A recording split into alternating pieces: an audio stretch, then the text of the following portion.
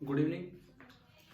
अभी ये दो सवाल जो आपके लिए डाउट के रूप में भेजे हुए थे, पहले हम वो डिस्कस करते हैं। पहला सवाल, ऑन स्टेशनरी सेल बोट, ये कोई सेल बोट है, पानी पे नाव है, वो स्टेशनरी है, रुकी हुई है। Air is blown at the sails, पर्दा सा लगा हुआ है, उस पर हवा चलाई जा रही है, फेंकी जा रही। कहां से? From a fan attach to the boat, boat पे ही एक फैन है। तो अगर मैं इसका डायग्राम बनाऊं तो कुछ इस तरह की अरेंजमेंट है कि ये एक सेल बोट है, यहीं पे ये कपड़ा लगा होगा और इसी के ऊपर पंखा है और इससे हवा इस पे यूं फेंकी जा रही है। ठीक है, तो बोट विल, ये पहले स्टेशनरी थी, तो अब ये बोट चलेगी या नहीं चलेगी, ये हमें देखना है। देखो, अगर यहां से देखें तो यूं लगता है कि भाई हवा ने इस पे एक फोर्स लगाया होगा एफ इधर, कपड़े पे एक फोर्स लगाया होगा एफ इधर, लेकिन पंखे पे भी तो भाई न्यूटन थर्ड लॉ, एक फोर्स एफ इधर ही लगा होगा। तो अगर ये उधर जाना चाहेगा तो ये इधर जाना चाहेगा, और इंटरनल फोर्स हो गए तो ये तो कैंसिल हो जाएंगे। अगर आप पूरा सिस्टम देखते हैं, पूरा सिस्टम, तो पूरे सिस्टम पे देखें तो नेट फोर्स तो बाहर से कोई लगा ही नहीं है, यानी कि आंसर आ जाएगा कि अगर वो स्टेशनरी थी तो अभी भी स्टेशनरी ही रहेगी। ऑप्शन थे वो स्टेशनरी रहेगी, घूमने लग जाएगी, आगे चलेगी या पीछे चलेगी। तो यहां से एक रिजल्ट जो हमारे दिमाग में आ जाना चाहिए वो ये है कि इंटरनल फोर्सेस, एक रिजल्ट जो हमारे दिमाग में आ जाना चाहिए वो ये है कि internal forces can not change, internal forces cannot change the state of rest or motion of a system.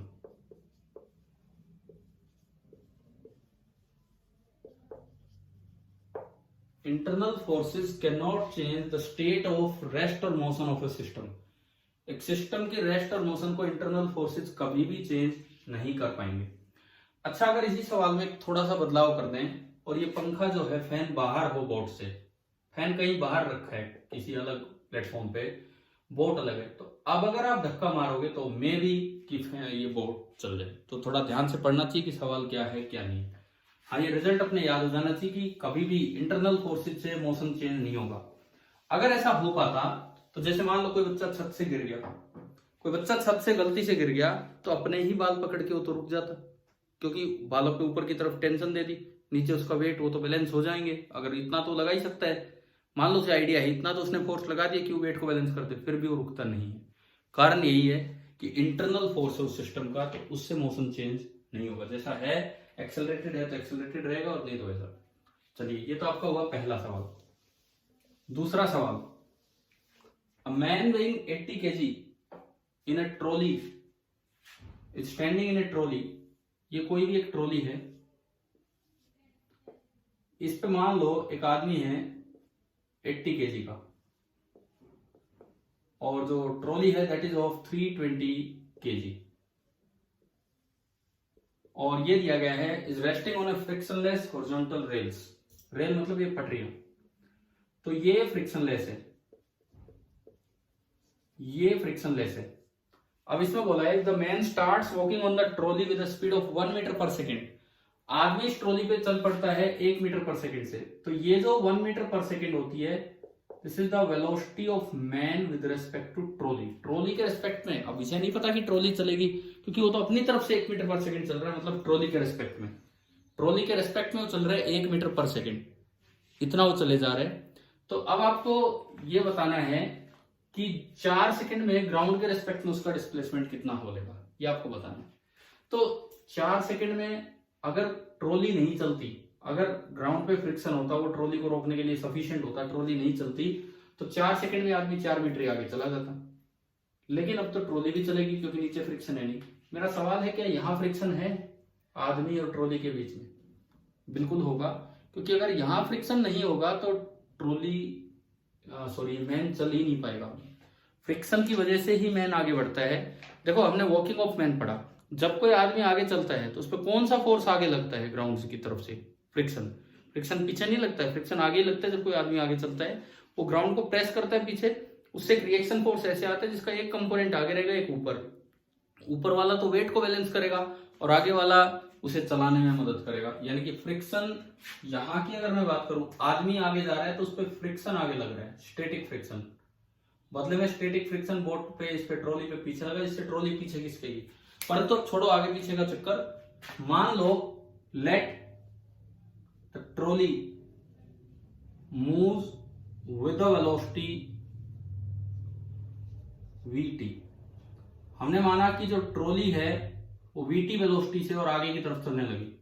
अब देखिए, आदमी की velocity with respect to trolley तो 1 मीटर पर सेकेंड आगे है, लेकिन विद रिस्पेक्ट टू ग्राउंड अगर निकाले तो vmt होता है vm माइनस vt, vab होता है va माइनस vb, vab होता है va माइनस vb। तो यहां से अगर आप vm निकालेंगे तो vm आ जाएगा vmt एंड प्लस vt।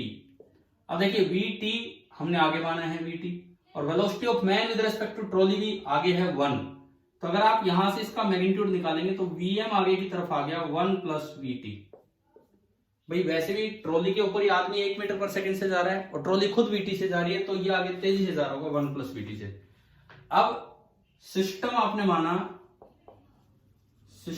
माना मैन प्लस ट्रॉली, ये आपने सिस्टम माना मैन प्लस ट्रॉली। इस पे हॉरिजॉन्टल डायरेक्शन में, मैन प्लस ट्रॉली पे हॉरिजॉन्टल डायरेक्शन में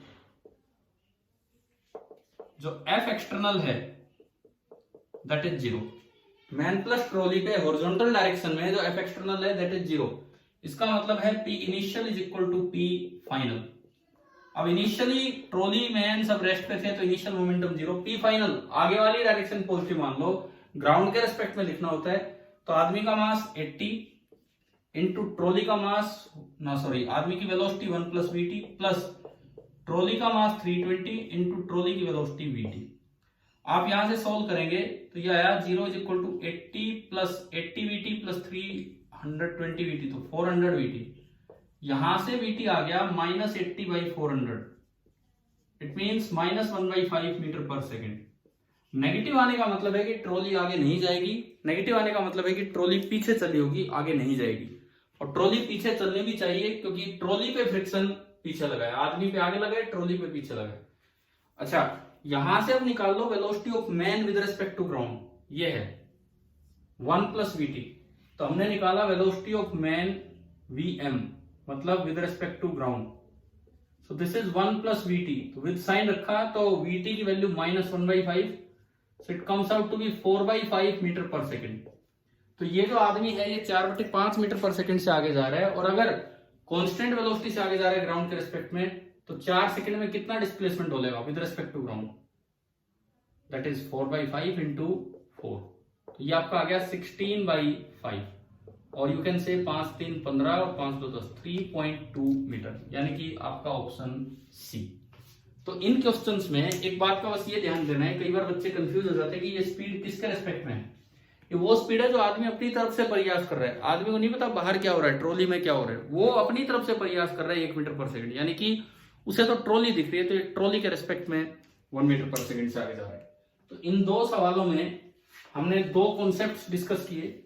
एक तो ये कि इंटरनल फोर्सेज से कभी भी मोशन चेंज नहीं होगा, अगर वो एक्सेलरेटेड था तो एक्सेलरेटेड ही रहेगा, रेस्ट पे था तो रेस्ट पे रहेगा, जैसा है वैसे ही रहेगा। दूसरा ये इस तरह के सवाल की जिसमें आप चले उससे कुछ और भी चलने लग जाए, तो उसमें मोमेंटम कंजर्वेशन का बड़ा योगदान होता है, और ये चीजें सेंटर ऑफ मास के टाइम फिर दोबारा से वहां हम पढ़ेंगे। अब अगली चीज देखिए आप, static equilibrium of spherical balls, static equilibrium of spherical balls. Suppose कीजिए ये एक बड़ी बॉल है, ग्राउंड पे रखी है, ये एक बड़ी बॉल है और इसका जो मास है that is capital M, and इसका जो रेडियस है दैट इज कैपिटल R। इसके अंदर 2 छोटी बॉल्स रखी हुई हैं, वो इसके साथ भी कांटेक्ट में हैं और आपस में भी कांटेक्ट में हैं। इस तरह से 2 बॉल्स रखी हुई हैं। These are two identical smaller balls. These are two identical smaller balls. इनका जो मास है दोनों का m और m है, और जो रेडियस है दोनों का दैट इज स्मॉल r. इनका जो मास है वो m और m है और रेडियस है स्मॉल r. ये है. अब ये इक्विलिब्रियम में है, स्टैटिक इक्विलिब्रियम में सिस्टम है. अब आपको जैसे ये निकालना भाई, बड़ी बॉल और छोटी बॉल के बीच का कॉन्टेक्ट फोर्स N1, दोनों बॉल्स के बीच का कॉन्टेक्ट फोर्स N2. ऐसा ही सेम इधर होगा N1 N2, और आप ग्राउंड के और इसके बीच का भी कॉन्टेक्ट फोर्स निकाल सकते हैं. ये पूरा सिस्टम रेस्ट पे दिया गया है, और ये मैंने बोल दिया N3. ग्राउंड का और इसके बीच का कॉन्टेक्ट फोर्स है N3, और कोई कुछ नहीं है. तो आपको ये बताना है कि find the values of N1, N2 and N3. जब भी हम स्टैटिक इक्विलिब्रियम का क्वेश्चन करते हैं तो फोर्सेस बैलेंस करने होते हैं. उसका एक तरीका तो होता है कि भाई आप फोर्स के कंपोनेंट करके उसे बैलेंस कर दो. दूसरा तरीका जिससे सवाल थोड़ा जल्दी भी सोल्व होता है अगर आपसे डायग्राम सही बन जाए तो, दैट वाज लामीज थ्योरम. तो आप लामी थ्योरम से भी इसे ट्राई कर सकते हैं और इस तरीके से भी इसे ट्राई कर सकते हैं. तो ठीक है, अब हम मिलते हैं 8 बजे. तब तक आप ये चीज अटेंड कीजिए और ये क्वेश्चन ट्राई कीजिए. Thank you.